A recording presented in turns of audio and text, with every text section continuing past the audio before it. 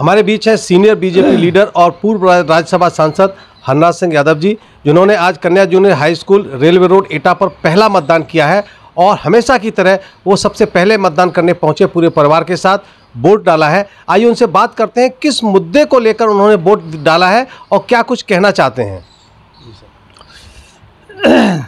देखिए, ये 2014 का चुनाव 75 वर्ष के कार्यकाल का असाधारण और बड़ा ऐतिहासिक चुनाव है। और इस चुनाव में मैं कम शब्दों में बोलूं तो एक तरीके से ये महाभारत का युद्ध पांडवों और कौरवों के बीच में हो रहा है। पांडव न्याय के, नीति के, धर्म के क्या नाम है प्रतीक थे और कौरव अन्याय, अधर्म और पाप के प्रतीक थे। एक और आदरणीय मोदी जी के नेतृत्व में भारतीय जनता पार्टी खड़ी है और दूसरी ओर कौरव वृत्ति के प्रतीक संपूर्ण विपक्ष खड़ा है।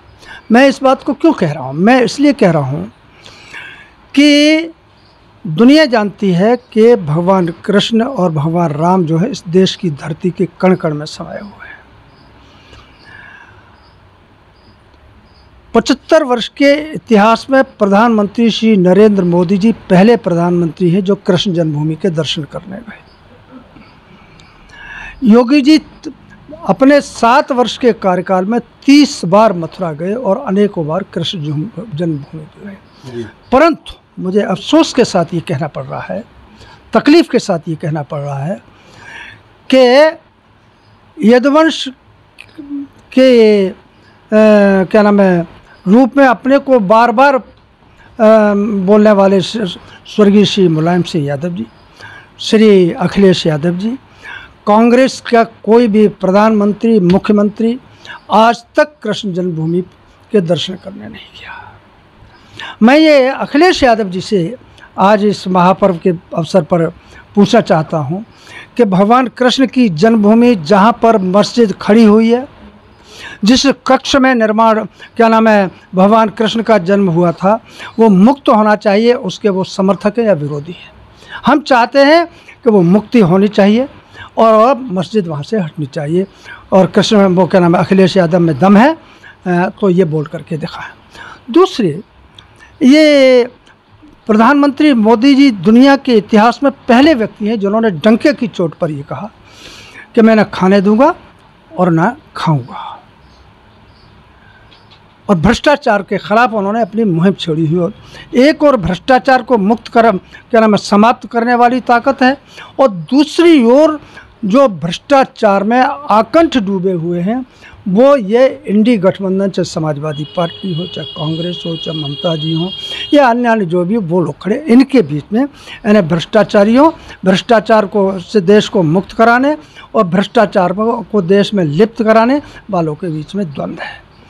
आदरणीय मोदी जी ने पिछले अपने 10 वर्ष के कार्यकाल में गांव, गरीब, किसान, मजदूर, महिला सशक्तिकरण से जितना काम किया है इतना किसी भी पार्टी की सरकार नहीं किया। ये चाहते हैं कि ये विकास के कार्य, ये जन कल्याण के कार्य रुक जाने चाहिए और जो विकसित भारत बनाने का 2047 का देश का सपना है वो अवरुद्ध होना चाहिए।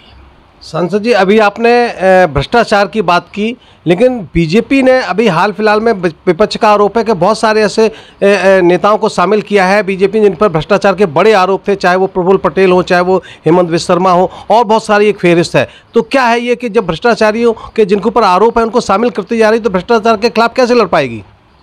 ऐसा है, हमने किसी भी भ्रष्टाचारी को राहत नहीं दी है, लेकिन शामिल किया है पार्टी में। राहत नहीं दी है और वो भ्रष्टाचार में लिप्त पाए जाएंगे, सिद्ध हो जाएगा, उस दिन उस बारे में सीधा सीधा फैसला लिया जाएगा। अभी आपने कृष्ण जन्मभूमि का जिक्र किया, बहुत बड़ा आपने मुद्दा उछाल दिया, लेकिन जो विपक्ष के नेता उन पर यह भी आरोप लगाती है बीजेपी के राम जन्मभूमि में राम मंदिर के प्राण प्रतिष्ठा कार्यक्रम में भी नहीं गए, वहाँ भी दर्शन करने सबको निमंत्रण भेजा गया था। इस पर आप क्या कहेंगे? देखिए, ये तो दुनिया जानती है कि इस देश की जो वास्तविक स्थिति है, हमारे देश की जो सांस्कृतिक पृष्ठभूमि है, उसके ये जितना भी इंडी गठबंधन में शामिल लोग हैं, चाहे राहुल गांधी, चाहे अखिलेश यादव जी, चाहे अन्य जितने भी लोग हैं, ये उसके बिल्कुल विपरीत दिशा में चलने वाले हैं। हम देश की जो हमारी पूंजी है, जिसके कारण से हम दुनिया के अंदर विश्व गुरु के रूप में स्थापित हुए, उसको पुनर्स्थापित करना चाहते हैं। और यह क्या त्रासदी है, आप दुनिया, हम और आप सभी जानते हैं कि भगवान राम हैं, कृष्ण हैं, भगवान शंकर हैं, इस देश की धरती के कण कण में समाये हुए हैं। ये महापुरुषों को, वो ये दैवी शक्तियों को यदि हमारे देश से निकाल दिया जाए तो क्या बचेगा? हाँ, कुछ भी नहीं बचेगा। तो कांग्रेस हो चाहे अखिलेश यादव जी हो, अखिलेश यादव जी 4 कदम पर अयोध्या से दूर बैठे हुए थे और उन्होंने निमंत्रण पत्र को भी ठुकरा दिया। हाँ, और आज तक नहीं दर्शन करने गए। हाँ, तो इनकी जो वृत्ति है वो समझ में आती है। ये राम विरोधी हैं, कृष्ण विरोधी हैं, शंकर विरोधी हैं, भारत की जो सांस्कृतिक पृष्ठभूमि है उसके विरोधी हैं। हरनाथ सिंह यादव जी, एक बहुत बड़ा मुद्दा जो अखिलेश यादव लेके चल रहे हैं, पूरा गठबंधन लेके चल रहा है कि संविधान बचाने के लिए वो चुनाव लड़ रहे हैं। उनका आरोप है कि अगर बीजेपी सत्ता में आई तो संविधान को बदल देगी, आरक्षण को समाप्त कर देगी। इस तरह का एक पूरा पब्लिक माइंडसेट बनाया जा रहा है, इस पर आप क्या कहेंगे? देखिए, यह पूरी तरीके से निराधार है, ये पूरी तरीके से बकवास है। अखिलेश यादव ये संविधान के रक्षा की बात करते हैं और ये कहते हैं कि साहब भारतीय जनता पार्टी संविधान को बदल देगी। पढ़े लिखे आदमी हैं, चाहे अखिलेश यादव हो चाहे राहुल गांधी हो, सभी जो हैं उन्हें ये ज्ञात होना चाहिए कि संविधान बना हुआ है जनता के लिए, देश के लिए। विगत 75 वर्ष में 127 बार जन आकांक्षाओं को देखते हुए 127 बार संविधान में संशोधन किए गए। दूसरे, वो संविधान का रक्षक होने की बात करते हैं। सबसे पहले तो संविधान की जो सबसे बड़ी भक्षक 75 वर्ष वो तो स्वर्गीय श्रीमती इंदिरा गांधी जी हुई हैं, जिन्होंने 75 से लेकर 77 तक पूरे देश को जो है क्या नाम है, तानाशाही के दंश में और जकड़ लिया था पूरी तरीके से। उनके खिलाफ क्यों नहीं बोलते?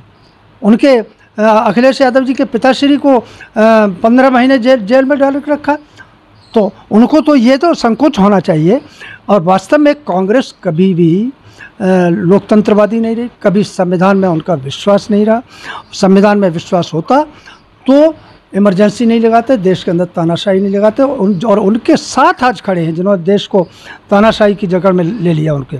तो ये फिजूल की बात, बकवास है। और आदरणीय मोदी जी विशुद्ध राष्ट्रभक्त हैं। भारतीय जनता पार्टी राष्ट्रभक्तों की टोली है।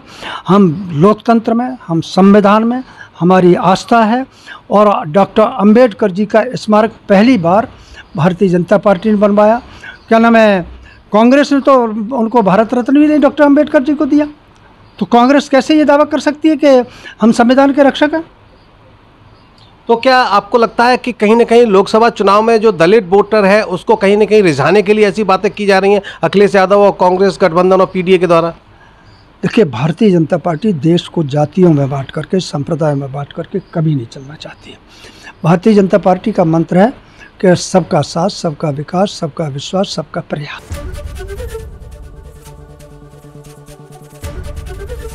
एबीपी गंगा, खबर आपकी, जुबान आपकी।